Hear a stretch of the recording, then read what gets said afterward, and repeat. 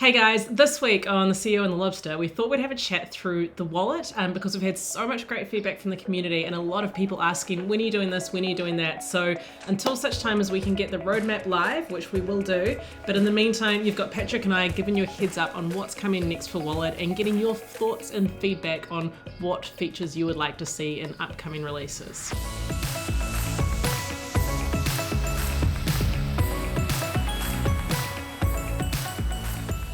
Start with the immediate priorities. And one of the big ones that people have asked us for is, can I bring my existing wallets into the Easy Crypto wallet? The answer will soon be yes. We've already got that tech set up and we're just working through that as a way that you can take in the seed phrase from a wallet, say Exodus, Trust Wallet, that you can import that seed phrase into the Easy Crypto wallet. We'll turn that into an MPC wallet, i.e. one that can have the same backup, the social or cloud backup recovery methods. And then you can have, any of your other cryptos from other wallets coming into the Easy Crypto wallet. So that'll be a great one. Probably won't have that one out this year, but early next year, January, hopefully we'll get that live so you can start bringing new cryptos in. Our ultimate goal for the wallet is to support all 150 coins plus any more that EC adds to the web platform. It does take a little bit of time, but we're currently wanting to create a dedicated workflow, dedicated group of resource within EC that's job is day in, day out, adding new coins to the wallet, ultimately to support everything. Our goal is to make it the one crypto wallet you need. And the biggest thing that stops people doing that is different wallets for different coins. So we're working to resolve that.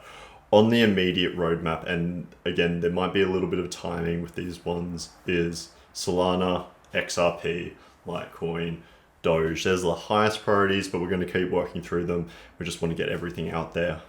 Also with coins, another one is, maybe I'll throw over to you, Janine, is networks. We wanted to start with a wallet for beginners, to make the easiest wallet for people getting started into cryptocurrency to remove that friction. But there's a lot of additional features that are maybe, slightly advanced, but definitely things that most of us in the space use all the time. And so additional networks is one of those. So the wallet launched with just ERC20 tokens on the Ethereum network, so, the most common way that people engage with those. But we've got support for Matic or sort of Polygon network support coming out soon, and over time we'll be adding in other networks that you can take advantage of cheaper gas fees, faster transactions, but we really want to make sure that that is simple and easy for new people to crypto to use. As we all know, sending coins to the wrong network is an absolute nightmare. I think most people have possibly lost some funds doing that. So we really want to make sure that it's really easy, really simple, and hopefully foolproof for people not to lose funds through using the wrong network when they don't fully understand how different networks work. To add to this point, I think one of the biggest things that we're really trying to work to resolve is how do we do this in an easy crypto way, right? How do we make it in an intuitive, straightforward way where it's just not, think of about the first time you go into crypto, that's really who we're building for, and just how can we make this as simple and just straightforward as we possibly can. Speaking of making things simple, straightforward, but also giving people options, is we're looking at adding different recovery methods. So we're wanting to flesh out, currently we've got the social recovery methods, we've got the cloud storage, but it's all about giving people options. This wallet is designed to kind of be anything you need it to be. If you want a certain type of recovery system, e.g. a seed phrase, or you want to use the MPC, or you want to use different types of recovery methods for different accounts within the wallet, because you've got different levels of security, that's something that we're looking at working towards. It's that this one and the next couple of ones we're going to talk about are a little bit further down the list. We want to definitely into next year. Yeah, we really want to nail those first three that we discussed, but part of this is going to be one of our focuses, is adding different recovery methods, making it as customizable as and unique as every single member of our amazing community is. Yeah, because we really want this to be the unlosable wallet, right? Crypto needs to move past the point where you live in fear that you'll lose your seed phrase or something will happen to it. And, people are putting seed phrases on steel canisters and burying them in the backyard. That is not the future of crypto, I don't think. At least not for your day-to-day, everyday wallet usage. So yeah, we want to make it super unlosable and easy to use. And we're also, another feature that we've been asked for and we'll be putting in is notifications, particularly for things like price alerts. So this week, Bitcoin today just hit 40,000 US. And that's the kind of thing many of us would love to get a notification about and hear about it as soon as it happens, not when it trickles through the grapevine. So we'll be putting in price alerts and other notifications that you can hopefully customize. And that will be a bit of a precursor towards things like being able to do limit orders, which is another thing that we know people would love to do. So also a bit further down the line, but is on the roadmap, and we'll be working on getting that one out when we can. Yeah, it's something I'm super excited for, is like having price reactive kind of, things like notifications that are the ones I want to see, not just because this coin that I didn't invest in is up. I want to hear about the ones I invested in when they're up. That's one of my pet peeves, is getting told I'm missing out. Talking about missing out, when Patrick talks about how much he's looking forward to having this functionality in the wallet, Patrick actually doesn't have access to the wallet because it's not live in Australia yet. So that is another thing on the roadmap, is us to make this available to all of our customers and people in Australia and South Africa. So that'll be rolling out hopefully this year as well, so Patrick can finally get his hands on the Easy Crypto wallet that he's been talking about for so long. The next feature that we wanted to talk about is multi-factor authentication. So this comes in two forms. So first and foremost, it's hardware wallets. Hardware wallets are a form of multi-factor authentication, but it's also expanding it out. As much as the previous points about additional recovery methods, it's being able to use your other forms of multi-factor authentication, using stuff like your authorization apps that Google provides, or using stuff like YubiKeys, really kind of being able to create and customize that experience on a per account level. So different accounts can have different levels of security in a way that most people are already familiar with, that they're already doing. So they can use their hardware wallets, but they can also use existing systems that they might use with traditional finance.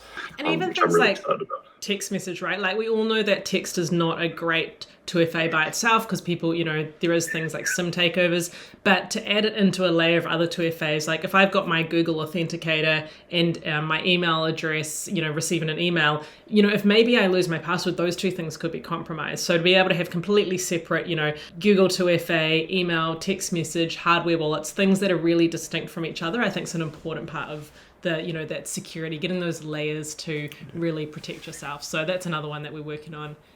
Yeah. And the last big one, or two very big ones, and this is where we're keen for a bit of input or thought from you guys. We've got these two big chunky new and exciting features that we want to add, and we're trying to decide which one to do first, because unfortunately life's full of trade-offs, you can't do everything.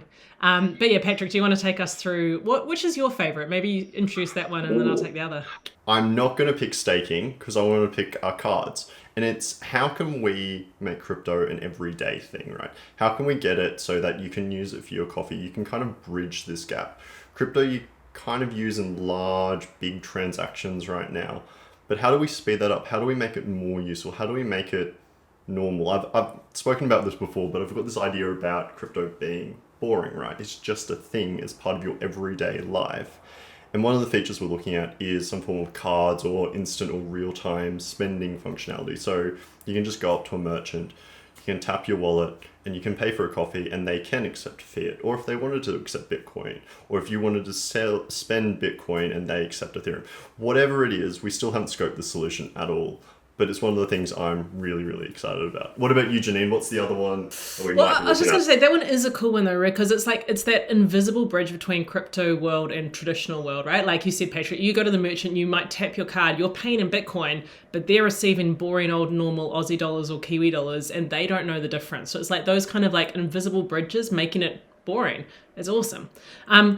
The other one, which I'm probably, they're both great, but I really like the idea of having staking, or that's just having passive income on your cryptocurrency. So if you're sitting there holding crypto in your wallet, to have that money making money for you in a similar way to a term deposit or an interest-bearing account in your bank account, that to me is pretty cool. But also, I really like the idea of linking these two things together, right? So imagine if you're earning extra, say, Ethereum or extra NZDD on your holdings in your wallet, and then you can move that to your credit card account and you can go and spend and pop down to the pub and you've had a beer that you've got for free thanks to crypto. That to me is the magic sauce, is having both of those two products linked together. So it's going to be hard to choose between them. Would love to hear what you guys think on that, whether you want us to launch a credit card that you can use to spend money in your wallet, or whether you want us to launch a staking product so that you can save money in your wallet. Let us know what your top vote would be. Oh, awesome. I think that wraps us up for this week. It's a little bit of a overview of the roadmap, kind of where we're thinking about bringing the wallet. The wallet, again, we've said this a few times, but it's really meant to be for you guys. It's like something that we're building for the New Zealand crypto community, a wallet that's kind of deserving of you guys. So if you've any thoughts on our roadmaps, if you've got any suggestions, if there's anything you're like, well, you should consider this, or this is really cool, let us know. We really want this to be a journey that you guys are on as well. So yeah, please keep giving us that feedback. We really, really appreciate it. Awesome. That's a wrap for this week. Until next time, we'll see you all around. Thanks.